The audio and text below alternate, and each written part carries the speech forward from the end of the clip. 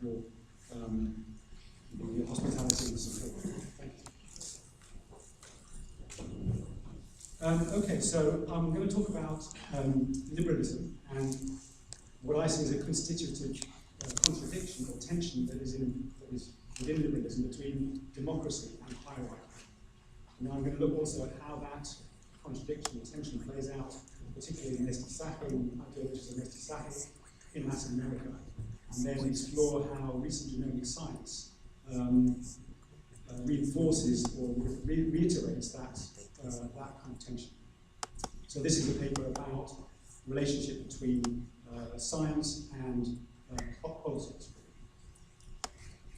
Okay, so I'm going to start with a very obvious starting point, which is that liberalism and its promises of liberty, fraternity, and equality have coexisted historically with colonialism, slavery, racial segregation, and very stark class and gender inequalities. So that's an obvious starting point. More recently, the language of hierarchy is less explicitly naturalized in terms of race and so on, and uses more kind of neoliberal criteria of good citizenship, of personal and community responsibility, ethical and moral probity, accountability, enterprise and self-improvement, and so on. But the hierarchy is still there. This hierarchy, the tension is generated by the fact that liberalism denotes sameness, equality before the state and in the face of the law, while the political economy, especially under capitalism, generates hierarchical difference, usually of race, class, and gender. So this implies that there are processes of inclusion which involve mixing, that is to say, people mixing together on equal terms on a level playing field, and also processes of exclusion, of maintaining boundaries, of policing and regulating mixtures, of excluding impurities and trying to create some notional purity of gender or race or class. Now, in Latin America, as we know,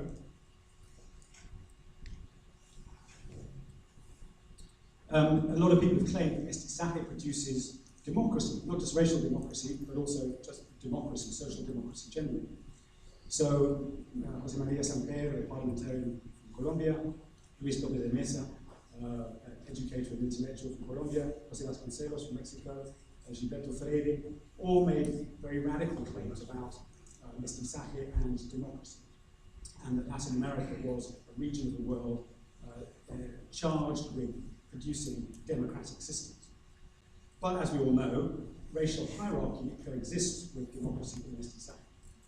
Racial hierarchy exists within the kind of mestizo families that mestizaje produces, and between the sexual partners that are involved in producing those mestizos. So I don't think I've said anything new yet that would surprise you. But in that contradiction or tension between hierarchy and democracy, various things can mediate or help to resolve or handle or in some way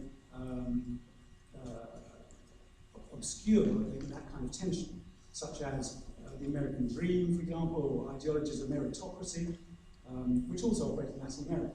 But in Latin America, mestizaje operates as a mediator of those contradictions of liberalism in very particular ways. So the first way that it operates is through the fact that it works, it is based on sexual relationships and reproductive kinship. So mestizaje creates mestizo families. And these families appear to blur racial divides. And more importantly, I think, they give people a very personal stake in mestizaje. So mestizaje isn't just a kind of political ideology foisted on the people by a political elite, but it's an experience of everyday life, of having brothers and sisters who are different colours from you, of having parents who are perhaps different racial identities, of knowing people in the family who are the product of mestizaje. So it gives people a very sort of deep affective stake in mestizaje. And that, I think, helps to mediate at least that contradiction between democracy and hierarchy, because people can experience democracy and hierarchy in their own lives. So people experience the fact that sex and kinship can also be in the arena for racial hierarchy, sexual predation, evaluations of beauty, racial stereotypes, and so forth. The second way, the second particularity about Mr. Sacking and the way that it mediates that tension between democracy and hierarchy is that it others indigeneity and blackness, both temporally and spatially, thereby naturalizing certain aspects of the hierarchy. So exemplar indigenous communities are usually associated with the past, with primitiveness, backwardness, more modernity, and they're often seen as isolated and peripheral. This is despite the fact that very substantial percentages of indigenous communities in Latin America are urban and urban dwelling.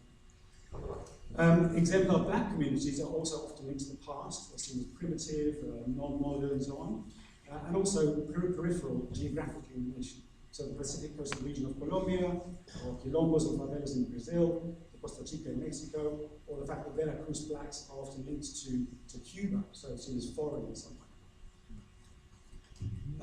Now, if we look at multiculturalism as a way of handling the contradiction, I see multiculturalism as another way of handling the contradictions between democracy and hierarchy.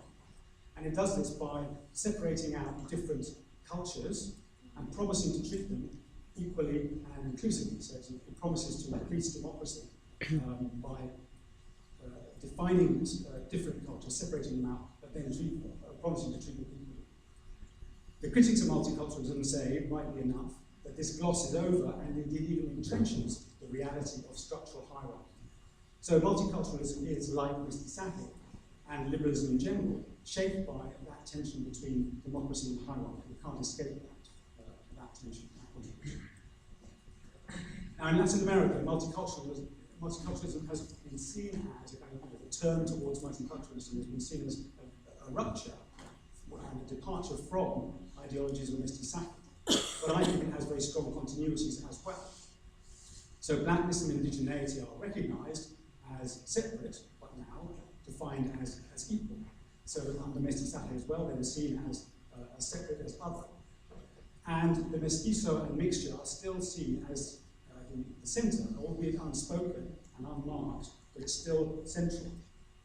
And indeed, the legislation of multiculturalism reinforces the otherness of blackness and indigeneity through the legislation that it creates to locate them in their communities or define them as the beneficiaries of particular kinds of programs that define that as non-mestizo.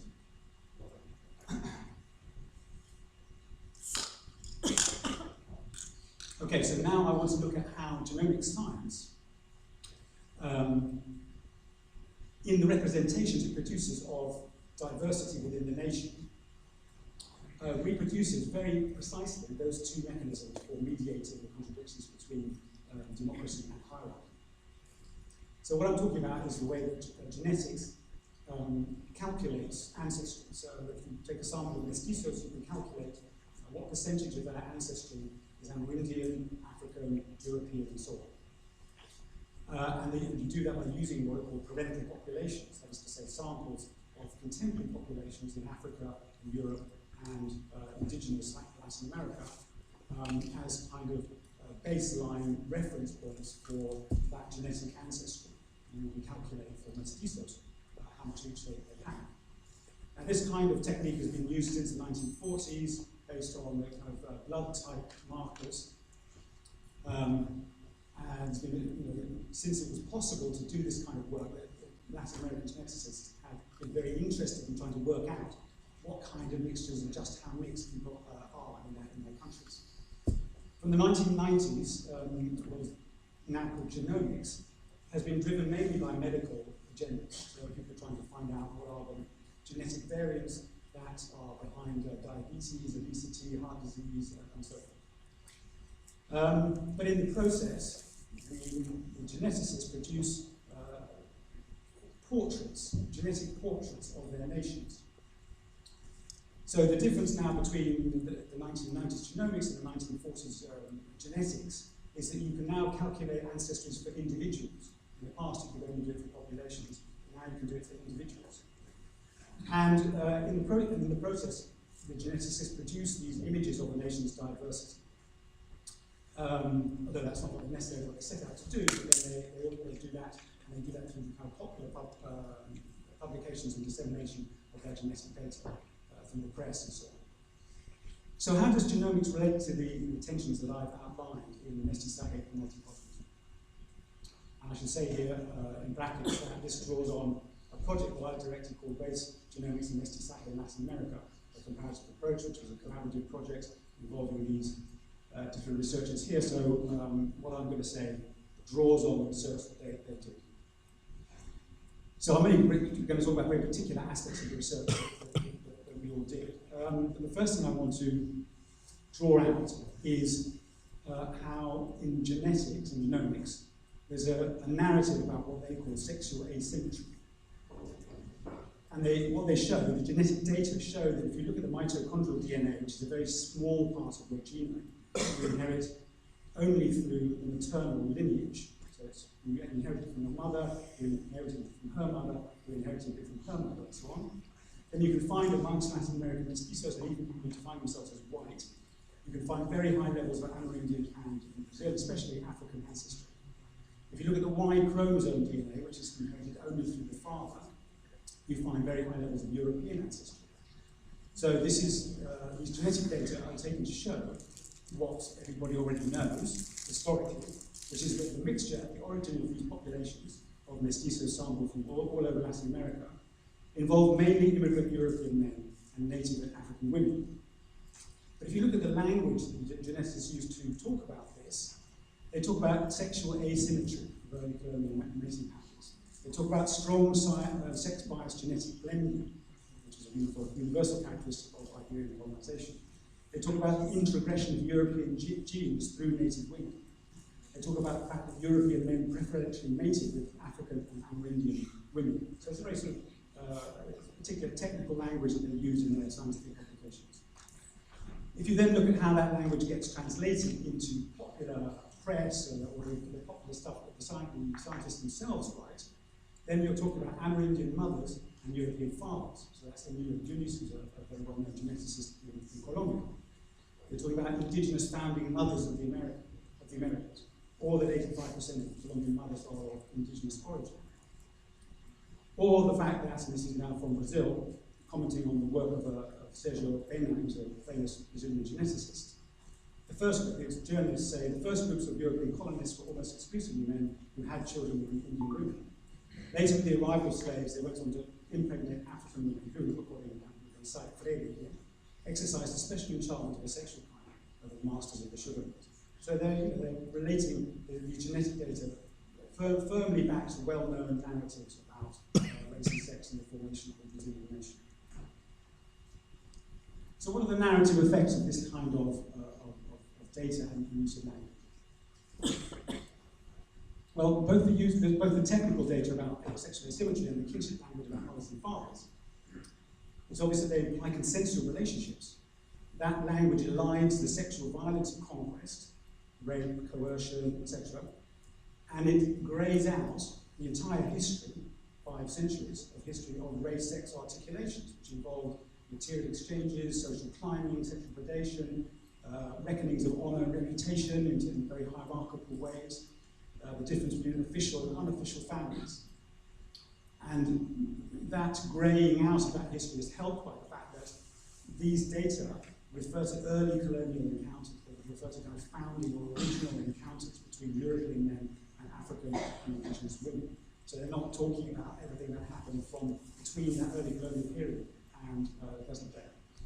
So that kind of language clearly foregrounds inclusion, consensus, democracy, in other words. But true to the kind of tension, the inevitable tension between hierarchy and democracy, hierarchy reappears because sexual agency is only attributed to European men. Right? They're the ones who are having the sex and creating the mestizos and doing all that stuff. Indigenous and African women are passive receivers, literally receivers of the European genes. And indigenous African men barely appear at all, they're hardly mentioned, despite the fact that some samples show that their Y DNA, their Y chromosomes contribution was substantial, or even a majority in some cases. they're simply not mentioned in the technical papers or any of the popular stuff. And European women are hardly mentioned at all, except in their absence early on in the colonial theory.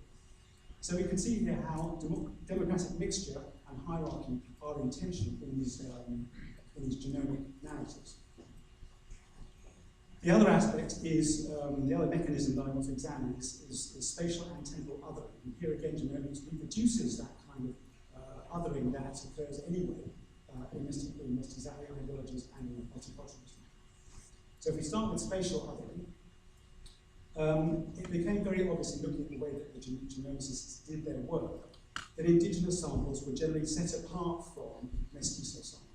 Or, they weren't always labeled as mestizo, they were just sort of assumed to be mestizo.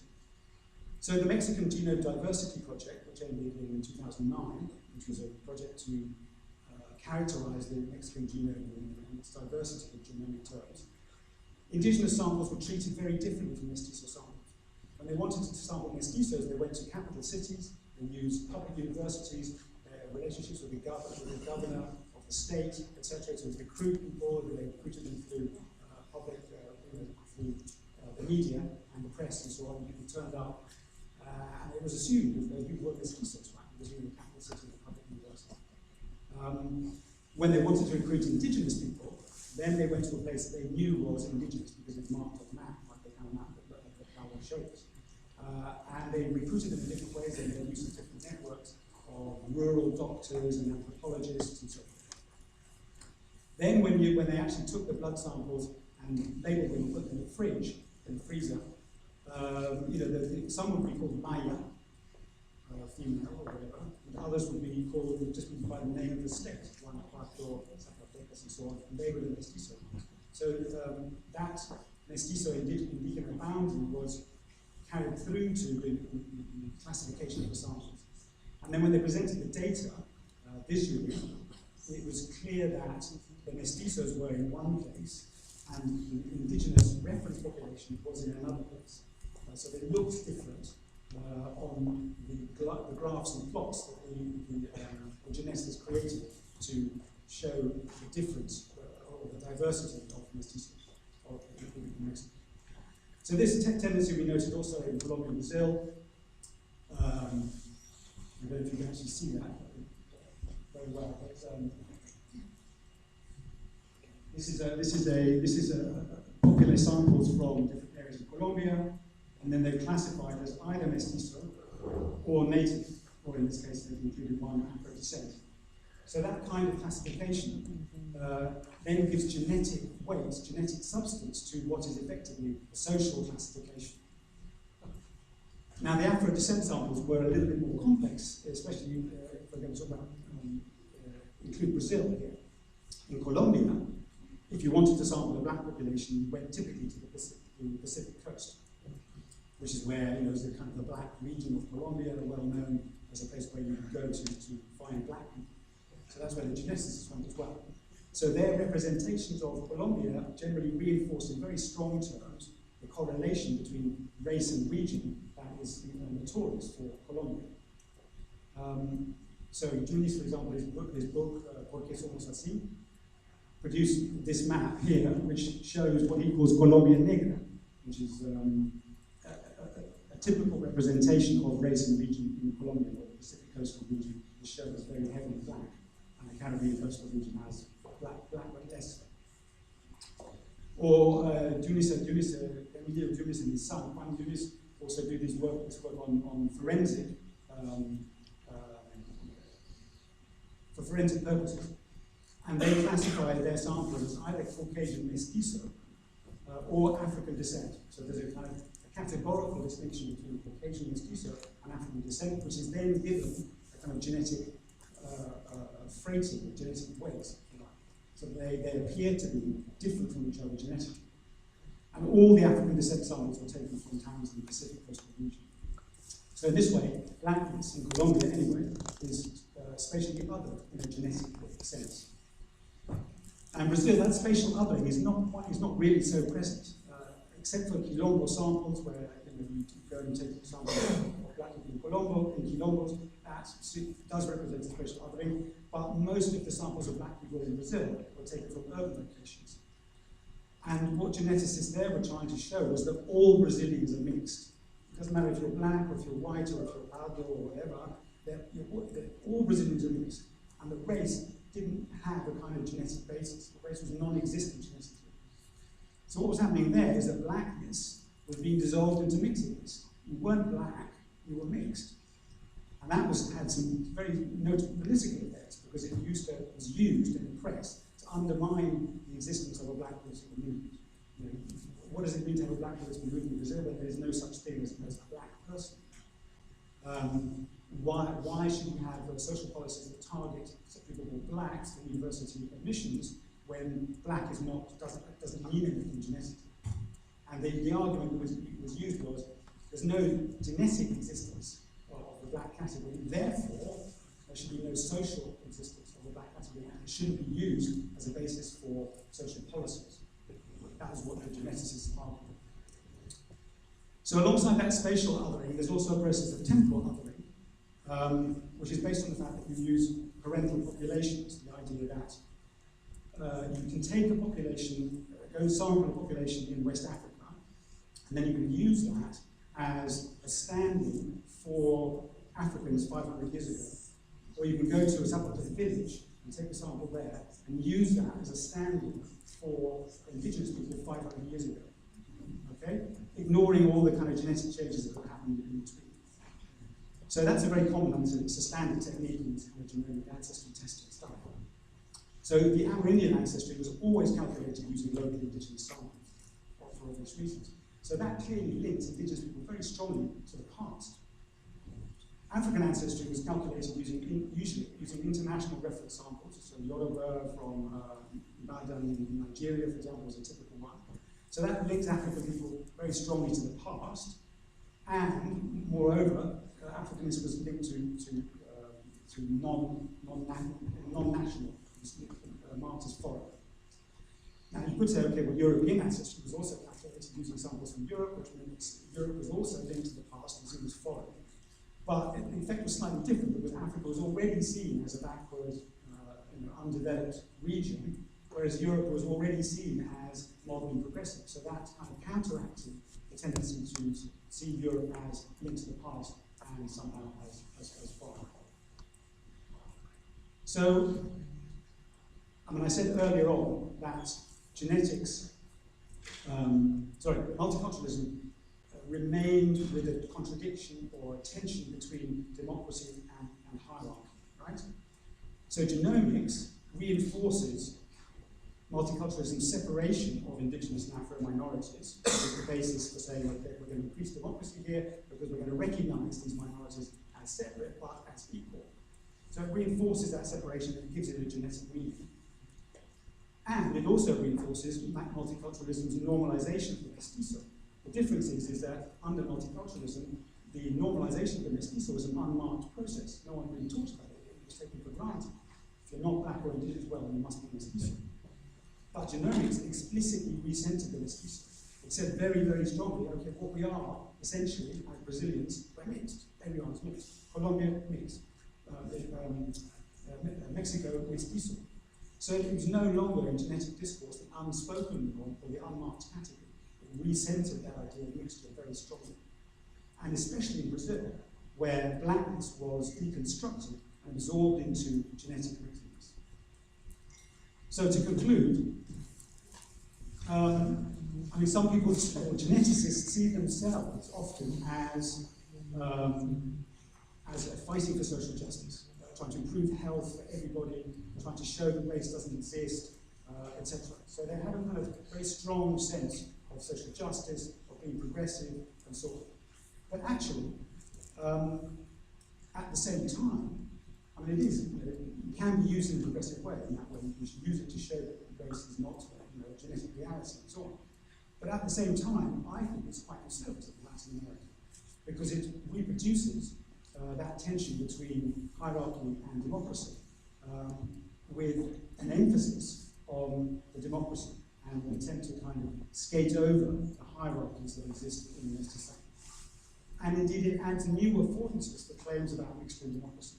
So, Sergio Pena in Brazil said, if people who think of themselves as white in Brazil can sort of take on board the fact that they have in their mitochondrial DNA high levels of Amerindian and African ancestry, then in the future this could lead them to construct a more just society in the 21st century.